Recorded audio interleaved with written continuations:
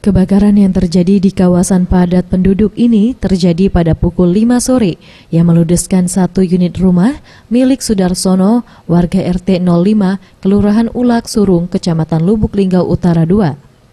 Meski tidak ada korban jiwa dalam peristiwa kebakaran ini, namun kerugian ditaksir hingga ratusan juta rupiah. Menurut pengakuan Ketua RT 05, Jaya mengaku saat terjadinya kebakaran, api tampak terlihat cepat membesar dan meludeskan rumah. Belum diketahui secara pasti penyebab kebakaran. Kalau penyebabnya sementara aku belum bisa pastikan. Ya. Jelaskan di sini kan ada api. Ya. Cuman di sini kan ada tempat penampungan masa air ya. Ya. Masa air istilahnya untuk jual kan ya. Ya. Nah, tapi begitu ada suara agak ada suara ledakan itu cepat kebanguir. Nah jelas di sini tuh pasti pemasakan air itu yang ada kejadian tuh. Rumah milik Sudarsono ini sebelumnya digunakan sebagai tempat usaha berjualan air masak dan tabung gas.